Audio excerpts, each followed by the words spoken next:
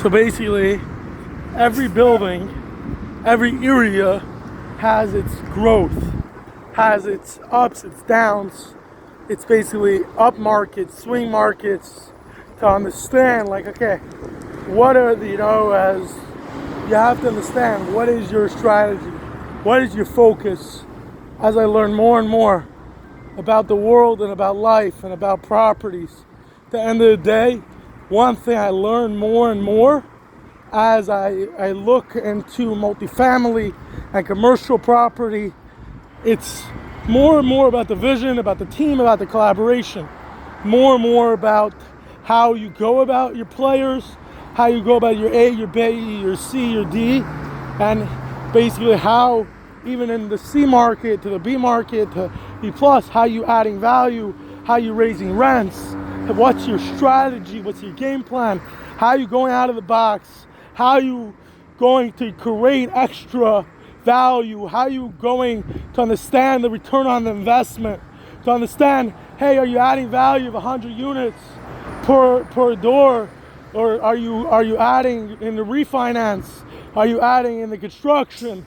What ways are you adding? Are you adding by basically you got the wrong tenants at a low payment and you brought them up to a higher payment? There's always an adding and a subtraction. So at the end of the day, you have to figure out, what are you adding? What are you taking apart? What are you doing? What's your strengths? What do you leverage? Everyone has different leverage points. Everyone has different things that they can attribute to bring different pieces to the puzzle. So at the end of the day, you have to look and say, okay, what can I do differently? What do I have? Do I have a talking point? Do I have a communication point?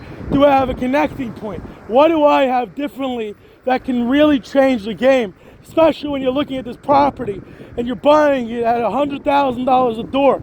So let's say I'm buying a 50-unit building at $5 million. So what do I want? Do I want a cap rate? Do I want my terms? Do I need it on a certain specific seller finance of certain payments? Do I need it at a certain, if somebody buys it cash, then they're asking for a cap rate, then they're asking for X. Versus if they buy it on terms, they want a whole different game plan. And if you're going to be able to figure out, understand the tools of knowing, okay, what are the different tools of different strategies that I can bring to this investor, that I can bring to this owner, that I can bring to this operator. What do I have? What are my skills? What do I bring to the table?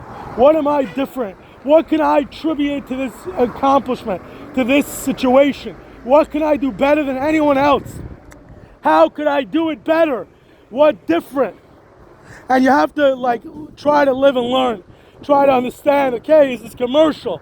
Is this multifamily? Is this RV park? What is it? What is it differently? How do I do it differently? What do I do differently? How am I bringing value to this number, to this unit, to this thing? What can I do better? Is it better in an AC unit? Is it better in an oven? Is it better in a kitchen? Is it better how I just give a basic of the basics of the specific square footage and I'm like a little cheaper than somebody else? That I'm similar but I'm different and I'm a little cheaper, and my neighbor across the street from me, when he goes out and rents it, it's $1,000 to 1,100 square feet. Let's just say you have to really understand the differences and the nuances of each practicality, of each apartment, of each multifamily building, of what am I buying, how am I focused, how am I zoned in, how can I use electric chargers, how can I use storage or vending machines or cleaning, or what can I do differently and better than anyone else at this property? That's what you have to ask yourself. When you're going to the property, you have to think about it and look at it differently than the past owner. You're like, okay, now he's selling me this because he wants to get rid of it. It's not because it's his gold.